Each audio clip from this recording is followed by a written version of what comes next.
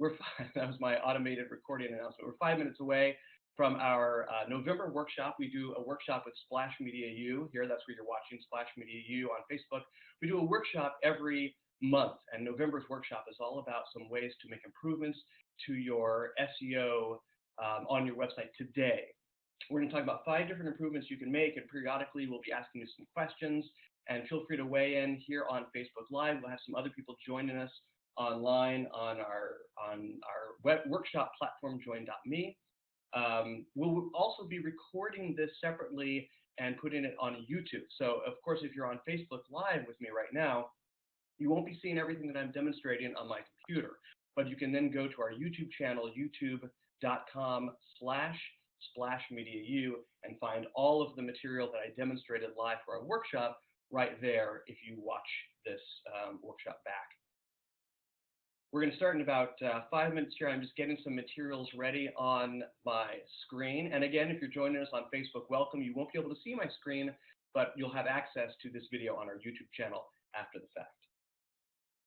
So I'm just going to pull up a couple other things here. Go to, yeah.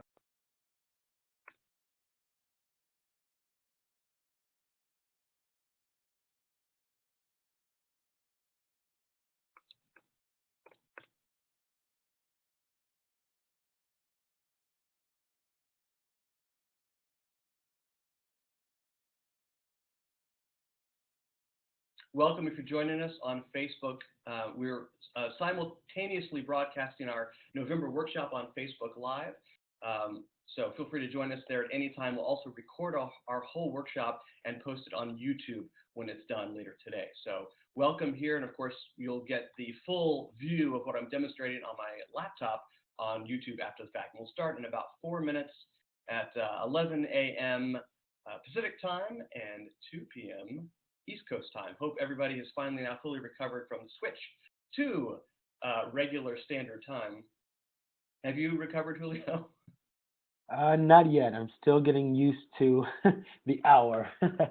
Still getting used. I'm still getting used to the fact that it gets dark at like 4:30, which is crazy. Yes, that's nuts. It makes me, at 7 p.m., I feel like it's 1 in the morning. Yes, it does. So for those of you joining us on Facebook and who are currently logging into join.me for our November workshop, Making SEO Improvements, the voice you may or may not hear on the line there, you may hear from my speaker on my computer, is Julio Lebron. And Julio is the marketing coordinator for Splash Media U, and he is also our wonderful moderator for these workshops. So Julio is the one who will be tweeting out the poll questions. We're going to make this as interactive as a workshop like this can be, and he's going to tweet out some poll questions. So if you're on Facebook, please join in and answer those questions on Facebook Live. If you're on Twitter and see the poll questions there, please go ahead and send us a tweet.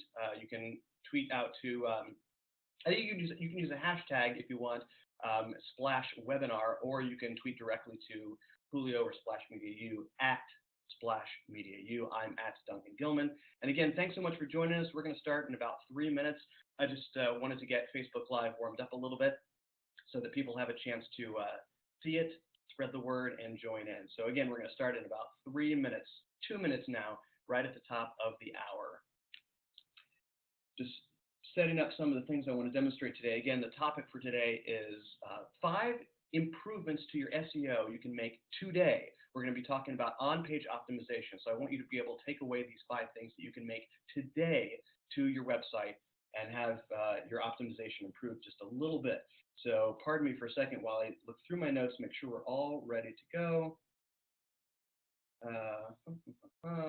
Just going through some notes, and again, we're going to be asking you some questions during the workshop, and we start in about 2 minutes, and we'll probably open up things with a question for you. Feel free to respond to those questions right here on Facebook. If you're watching on Facebook Live, right in the chat window, and I'll make sure my chat window is opened up here on join.me, where you'll be able to see my screen, or on Twitter, where Julio is going to be, our moderator Julio is going to be tweeting the poll questions.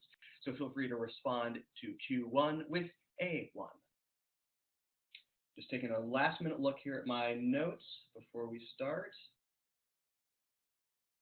I'm going to pull up a couple more tools here. And again, anything that I'm viewing on my screen is visible to people watching on join.me, not to people watching on Facebook. So we will be recording this and posting it on YouTube after the fact so that anybody who joined us on Facebook can see everything that I was demonstrating right there on the screen.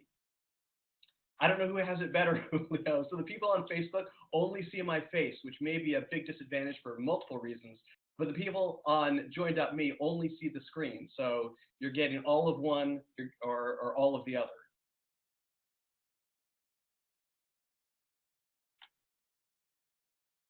It's probably all I need as far as things to demonstrate here. I'll just open up everything else as we go. Let me pull up one more thing, and it looks like it's the top of the hour now, so we're going to get started. We'll pull up. Oh, there we go. I had trouble moving the join.me menu around. There we go. Okay. Now that that's said, welcome everyone.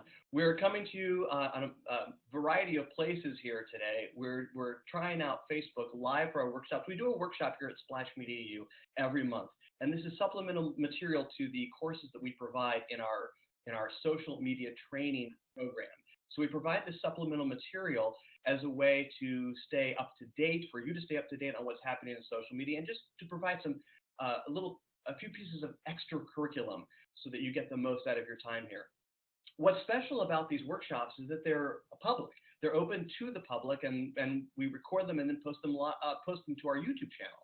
So you'll be able to access all the material that you're seeing here today on our YouTube channel, youtube.com/splashmediau. Now, as I mentioned at the very top, you're joining us probably in one of two ways. You're either joining us on Facebook Live. Hello, Facebook land, everybody joining us on Facebook, or you're joining us on join.me. If you're on Facebook, you'll be seeing my face for the program, and then you can see what I'm demonstrating on my laptop after the fact when we post the video. If you're joining us on join.me, welcome to everyone there. You can't see my face, but you'll be able to see what I'm demonstrating live as we talk about our topic for November, which is 5 SEO improvements you can make today.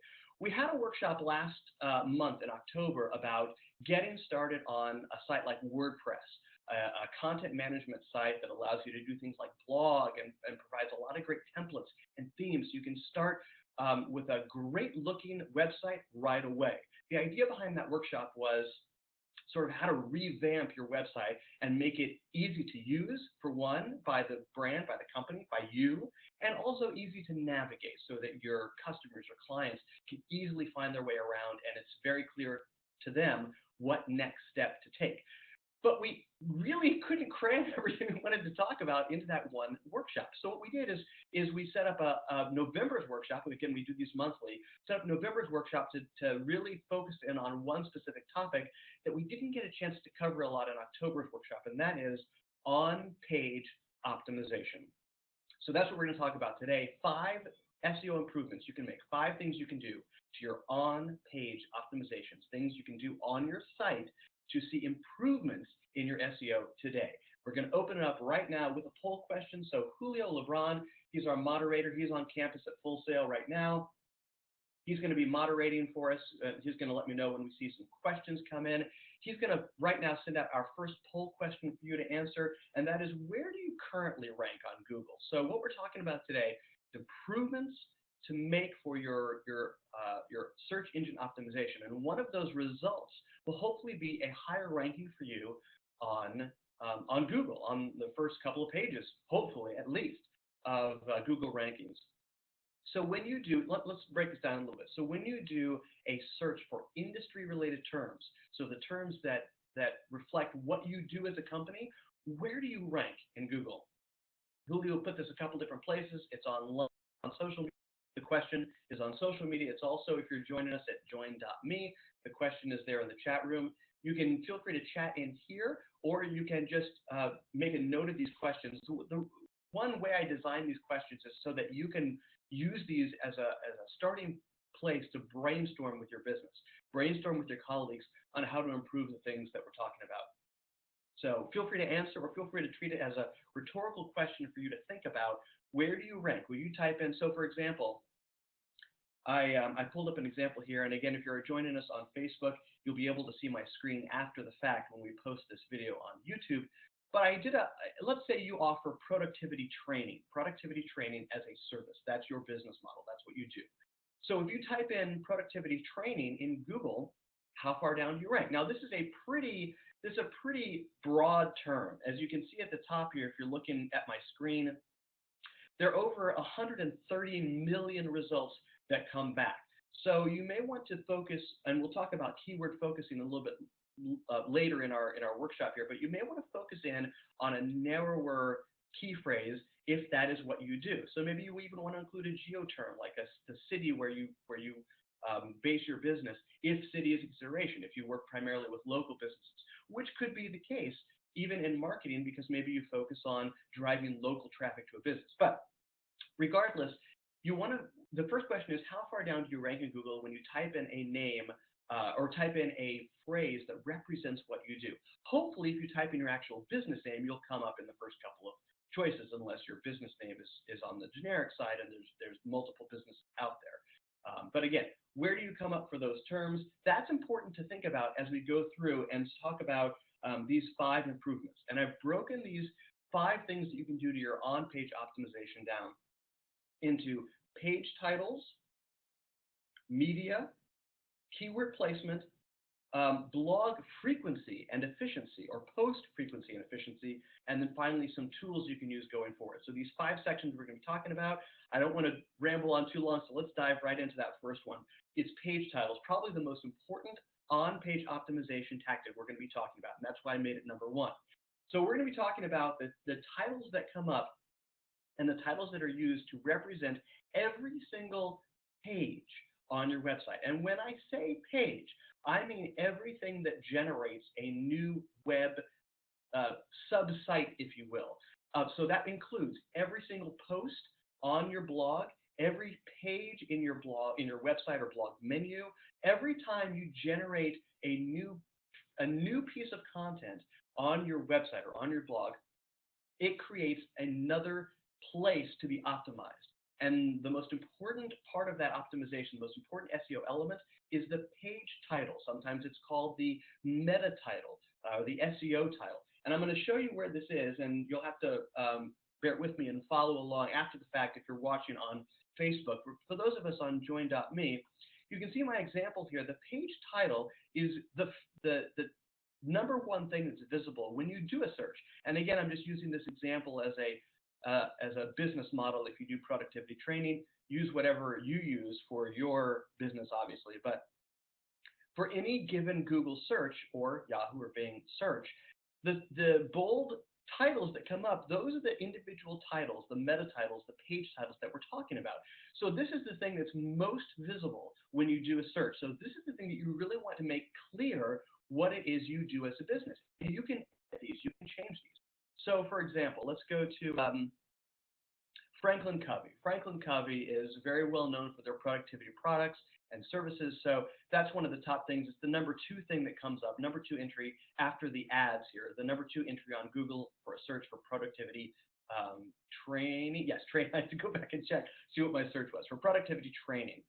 So this is a great example of a post that they've done that comes up as its own individual SEO title, as its own individual page title, and that is the 5 choices to extraordinary productivity, Franklin Covey. So this part here after the dash, typically you may see this on a website, you may see dashes or those long horizontal bars, horizontal separators.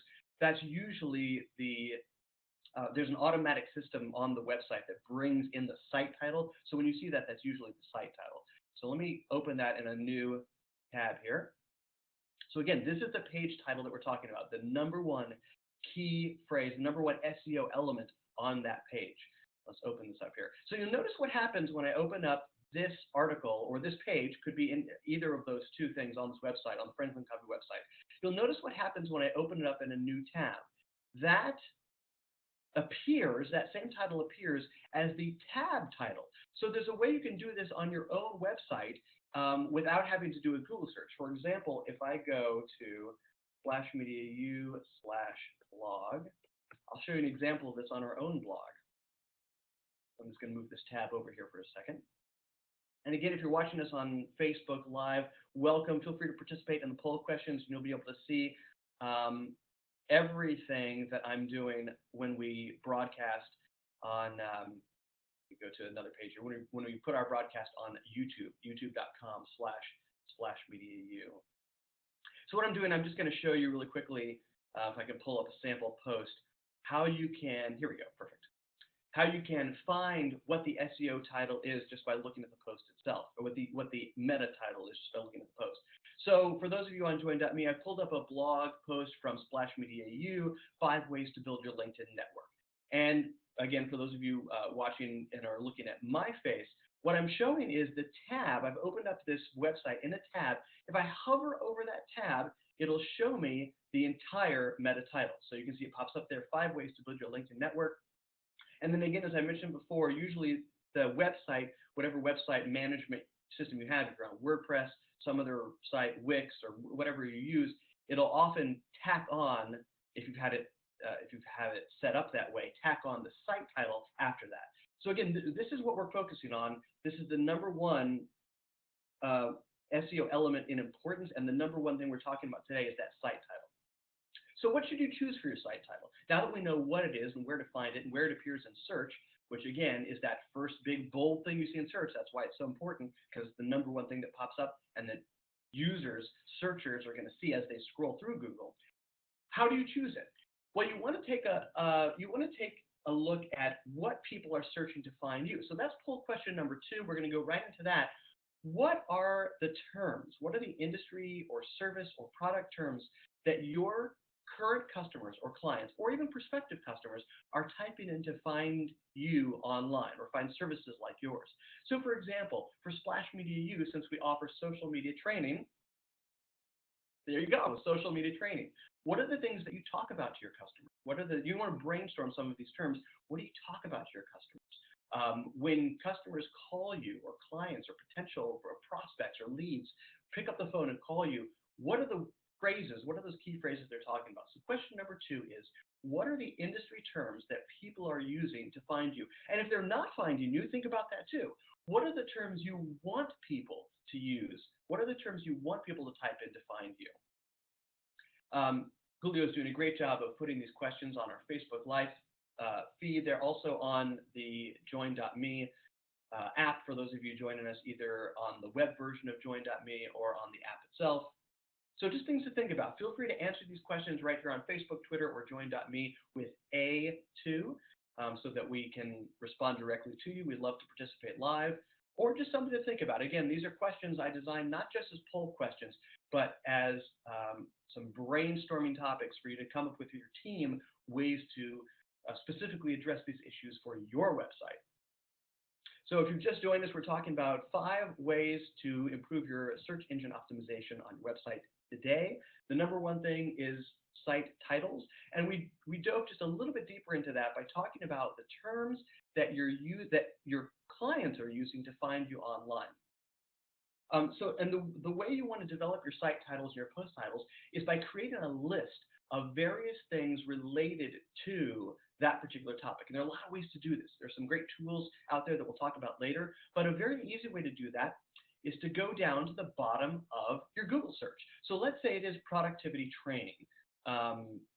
And I've typed that in my sample search here, and that's what you offer. Again, the example that I use is a fairly generic example. You probably, if you offer productivity training, you may want to refine that just a little bit, because as you can see, there are 130 million results. So you may want to narrow that down just so you avoid some of that competition. But one way you can develop a list, we call it in our training KPA, key phrase analysis. One way you can develop this list of potential topics that you can talk about on your website and use as these titles is down at the bottom of your Google search. So what I did is I scrolled down to the bottom of my search, and Google recommends several other related phrases. Now again, this is just a very basic way to come up with these related topics. There's some other tools that go much more in depth, but just a basic way to get you started. Here are some options: productivity training courses, productivity training games, productivity training modules, online course, personal productivity training. So great ways to broaden out your list of key phrases and develop some of these titles. So what you want to do is once you've got a list of, and I'm just showing 8 here, there are 8 that pop up on my screen, but use some other tools to develop more of these, several dozen. Once you've gotten several dozen of these are what you can use to develop your, sorry, let me, this is the hazard of Facebook Live, there we go. This is what you can do to develop some of your titles, some of your blog topics, even some of your page titles. So let's use that as an example, a page title. Let's say you offer productivity training as a service, but one of the things that people can come to you for is training on the personal level. And one of the examples we saw of a related term from Google is personal productivity training. So what that could be is a separate page, separate section of your website called personal productivity training. So if you're just now putting all this together and trying to develop a structure for your website, maybe one way you could divide it is business productivity training and personal productivity training. I'm saying that phrase a lot. I'm sure it's going to trip me up any second now. So that's an example of using it as a page title. An example of using it as a post title would be to create a blog post based on personal productivity, personal productivity training. And what you could do is take that phrase and put it somewhere in the title. For example, I'm just coming up with this on the top of my head. So, for example, you could use something like 5 mistakes. You know, those number posts are really great. You saw one of the ones that I pointed to on Splash Media, 5 ways to build your LinkedIn network. So those number posts seem to do pretty well. So maybe you use something like 5 biggest mistakes in personal productivity. Well, now I'm thinking, I'm going through this live with you. So if our phrase is productivity training, and you probably wouldn't want to talk about training mistakes. Maybe resources. Maybe you go with resources. Maybe you do something like top 7 productivity training resources. So there's an example of taking that same phrase and inserting it into the title that you use on a particular blog post. And just as a reminder, we'll come back to post frequency in a minute, but just as a reminder, every time you have a new blog post or a new article or a new page on your website, every one of those gets its own individual title. So what you want to do is, if you have some titles that you want to fix, you can go into the back end of your website and change those titles if you want. Now, the thing to keep in mind when you're doing this, I do not recommend that you change the actual URL. For example, the www.yoursite.com/post title. Don't change that unless you really have a big issue with it, because once you change the URL, all of the links that went to it are now broken, because that's any other site that's linked to it, including your own site, that depends on that URL being intact to get to that page is now gone. You can no longer get to that page. So you can change the meta title, and I'll show you how to do that, but do not attempt to change the URL, the address of that post, unless it's absolutely necessary. Okay, let's go to post. I'm sorry, I'm moving around a little bit on the back end of the Splash Media U website, so that's what you're seeing here. And the examples that I'm using here are WordPress. We're a WordPress-based site, but the same basic principles apply. But if you're joining us on join.me, then what you're seeing is WordPress. So let's go down to that same one. Let's go to the 5. Let's scroll down to those 5 ways to build your LinkedIn network. And I'll click on edit. So I'm editing a post. Same basic idea applies if you're editing a page, but if you're on WordPress, you go to the pages section. So I'm going to click on edit for this particular post. And here is that meta title right up here, 5 ways to build your LinkedIn network. Now, for those of you who are maybe new to SEO, I'm not talking about necessarily the headline. You could have, theoretically, a separate headline for your post than the meta title.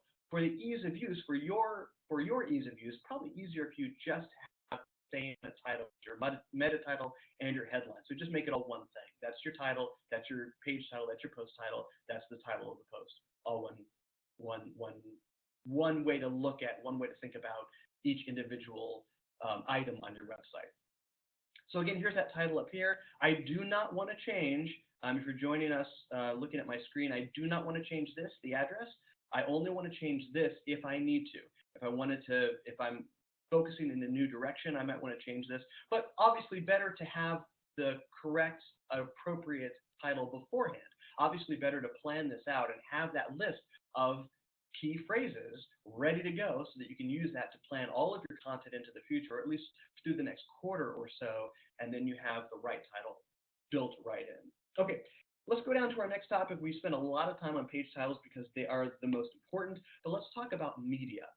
One change you can easily make today to all of your posts going forward is to change how you work with photos, and in some cases video on your site.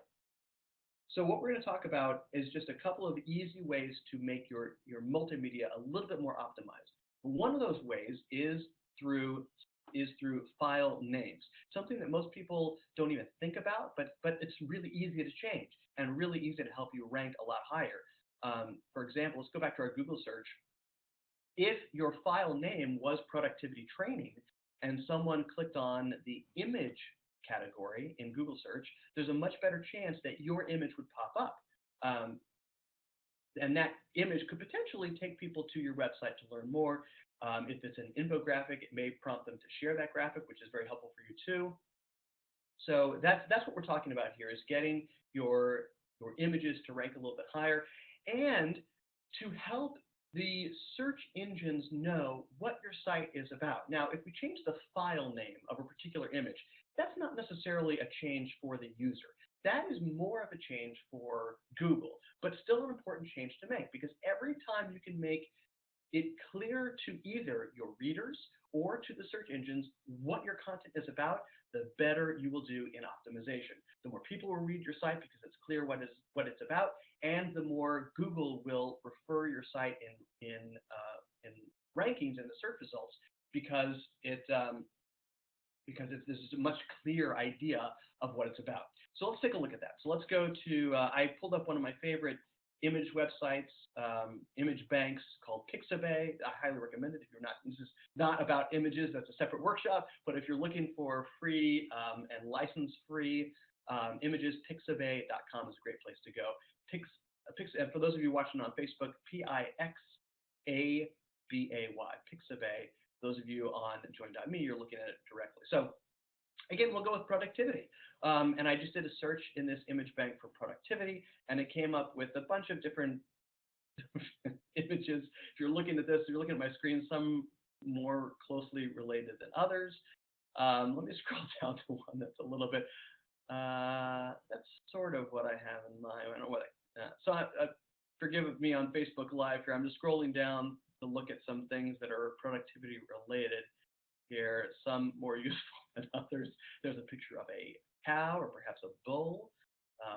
Maybe if you want to remove all the bull from your productivity, maybe that's helpful. Why not? All right, why not? Okay, so here's this is a little bit of a stretch if you're watching online.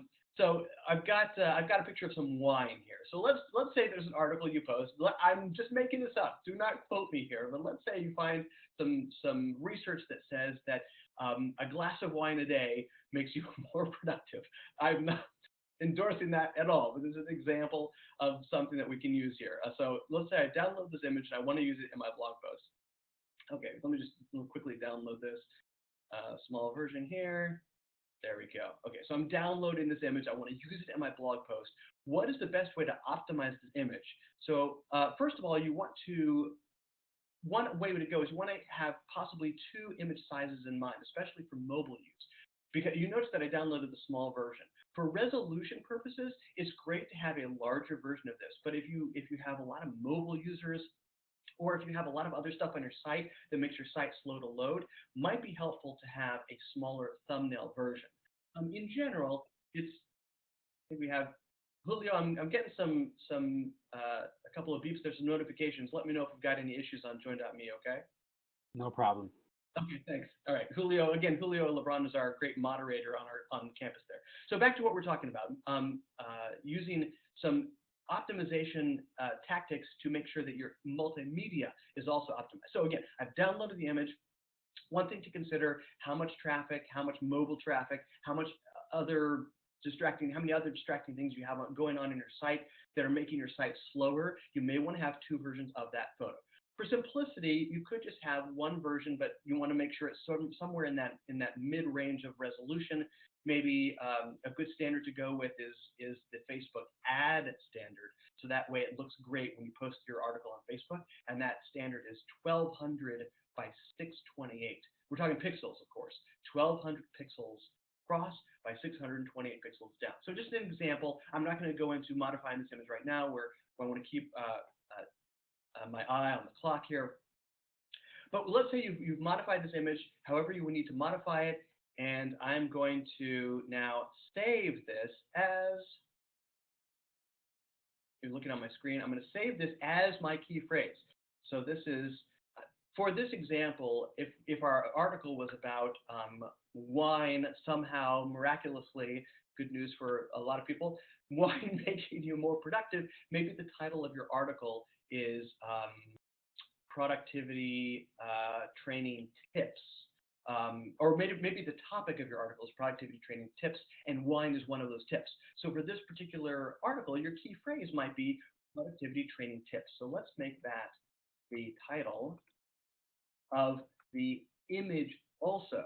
Now again, this is about optimizing your multimedia, so you want the same key phrase that you're using as your meta title or within your meta title to be the title, the file name of this image. So again, I'm just repeat that because this may be a little confusing. Let's pretend, let's say for the sake of argument, the title of our article is, again, we'll use a number, 7 productivity training tips to use. You can come up with a better article just as a quick example here. So our key phrase that we've inserted there is productivity training tips.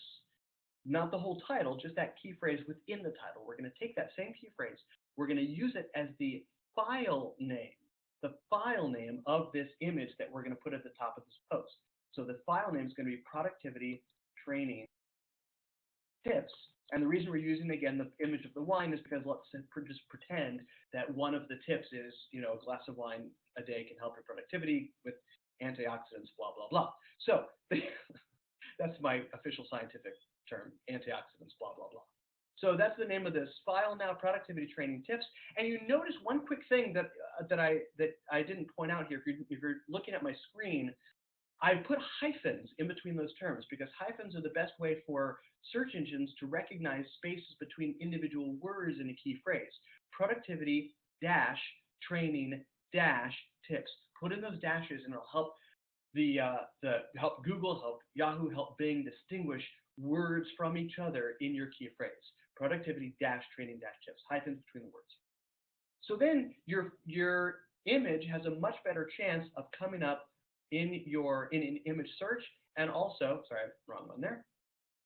Switch over. Sorry, if you're watching on Facebook, I'm just switching over back to there we go, back to my full screen, the view. Here we go. So your image has a much better chance of helping your rank if it's also named with that same key phrase that you're using for your individual post. All right, let's go on to our third one. We're running short on time here. Let's talk about keyword placement. Now, we've talked about developing these keywords. So a third thing you can do today to help you rank higher in Google and help improve your optimization is just to keep in mind where you're using these key phrases. The number one priority for you should be your readers. Don't stuff in these keywords, 5 times in, let's say it's productivity training tips. Don't try to stuff in productivity training tips 5 times into one individual paragraph, or it will be a terrible article to read. The number one audience you should be addressing is your readers, your human readers, not the search engine. So the best way to do that is to make sure that your key phrases are placed in appropriate areas throughout the post.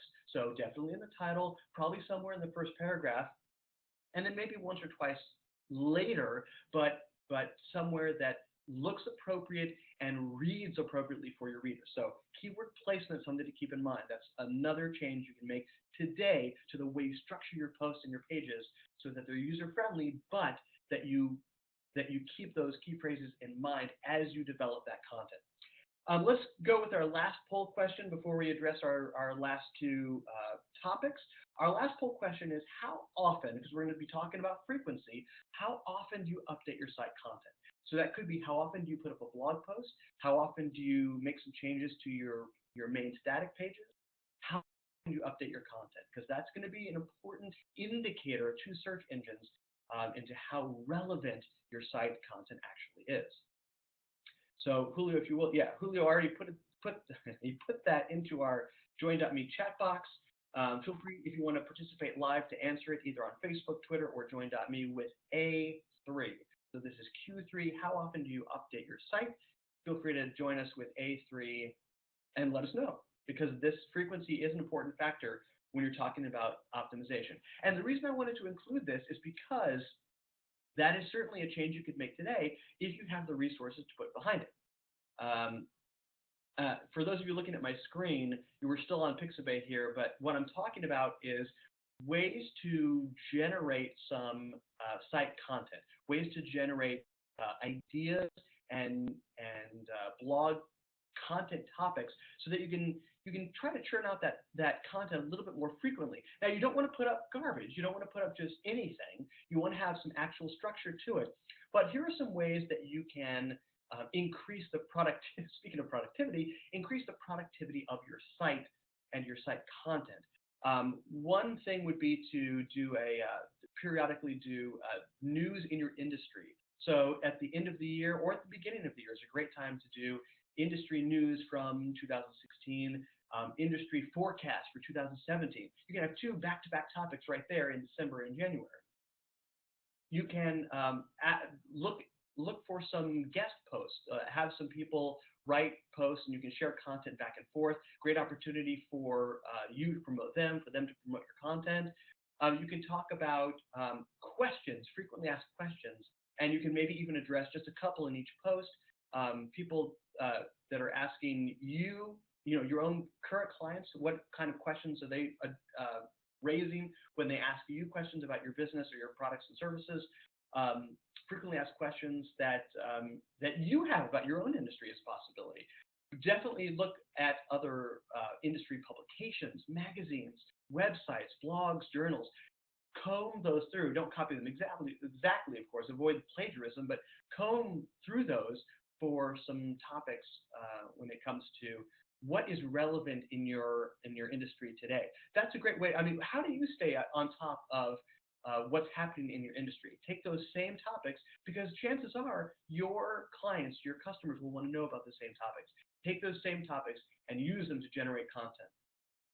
If you're not blogging at all, make it a goal to put out at least an article a week. You've got to do at least that much in order to stay relevant and keep that content relevant to the search engines. Remember what we talked about at the very beginning was that every time you have a post or a page, every time there is some individual content generated on your site, that is a new opportunity to rank with its own title, its own description, its own meta description underneath it.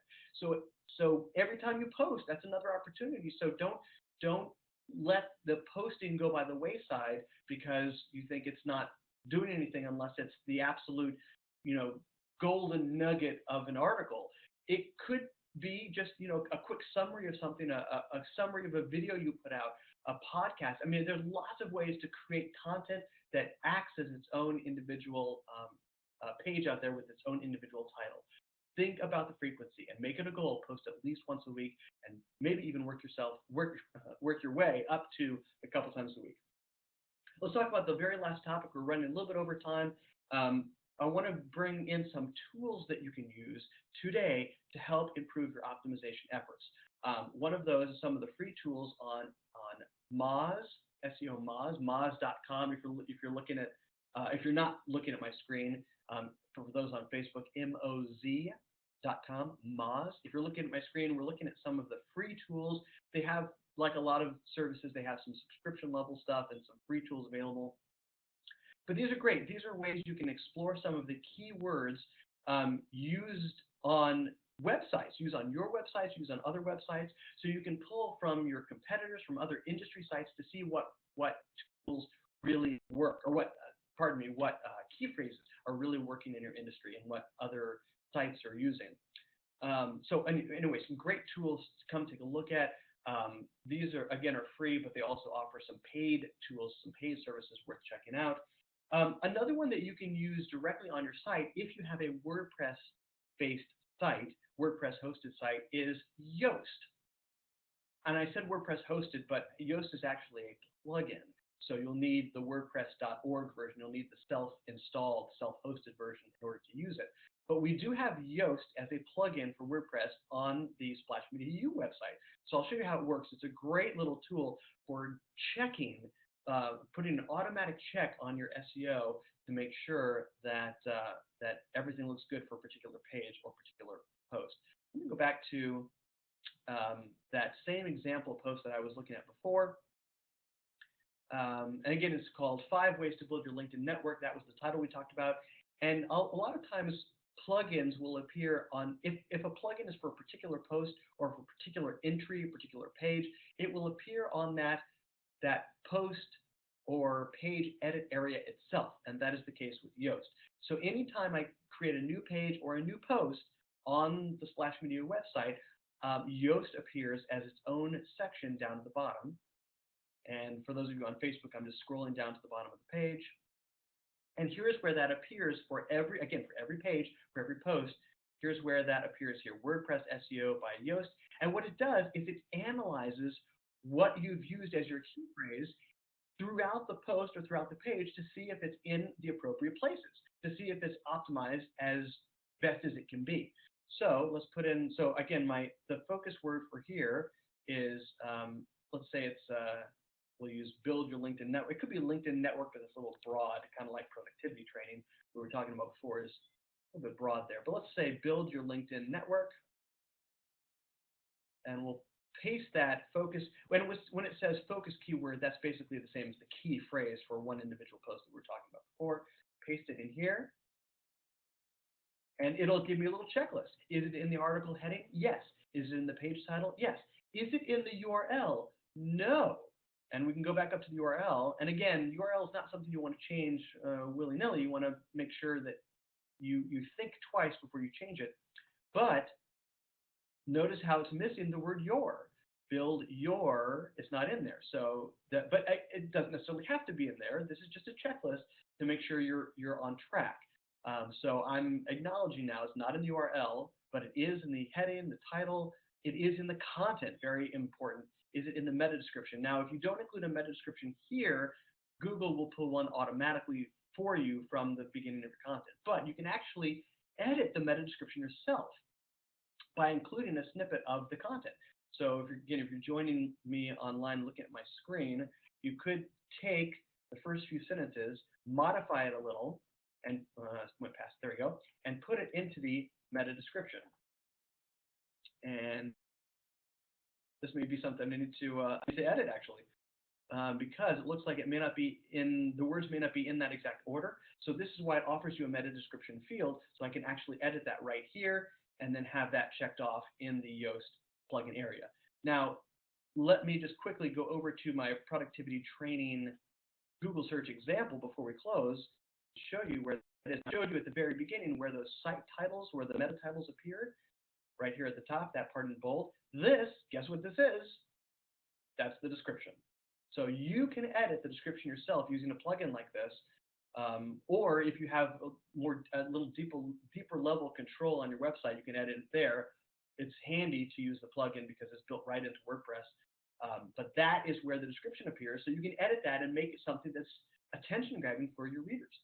So again, let's recap quickly. These are 5 changes that I'm hoping you'll go right now and start to make on your website. First is pay attention to those page titles, the post titles. These meta titles are what appear right here on Google searches. Pay attention to the names you give to your media. If you have a photo, it's great to be able to take photos on your phone and use on your blog or your website because it gives your website a personal look if you take a team photo. But often with that photo, when you download it, it'll be some crazy name like IMG3324K or whatever, you know, it gives your phone or your computer will give images just a random, not necessarily random, but a string of numbers based on your other images.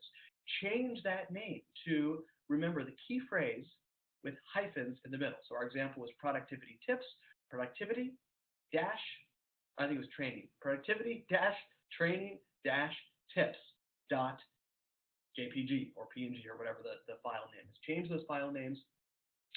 Keyword placement, make sure the keyword that you want to rank for is relevantly placed in the title and in the content itself, right in that first paragraph. But first priority, make it readable, please, for your users. Because it doesn't matter if the search engine love it, no one is going to pass your content around, no one's going to share it, no one's going to spread it if it's not readable.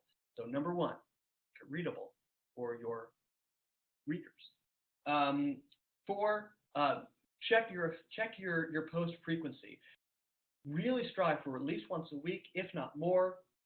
And think outside the box when it comes to post topics. There are lots of different post topics out there. Interviews is one we didn't cover before. Do an interview with one of your team members. Feature somebody who is new to your company. So many different topic potential ideas out there. We'd love for you to talk to us about some of those. If you have any other tools to share or brainstorm topics you want to share with us or with anybody else who joined us today, you can tweet to Julio Lebron, our fantastic moderator, at Splash Media U. Julio moderates, in addition to this workshop, our Splash Media U Twitter account. Find us on Facebook here. Thanks to those of you who joined us on Facebook here live. And you're welcome to leave comments after we finish today. If you joined us on join.me, you have seen what I've been showing on my screen here. And for everybody watching or listening, we'll post all of this on our YouTube channel, youtube.com/SplashMediaU. And for those on Facebook, you won't have to stare at my face the entire time. You'll get to see what I was demonstrating on my screen. Julio, thanks so much for being our moderator today, and we look forward to seeing you at our December workshop. Take care.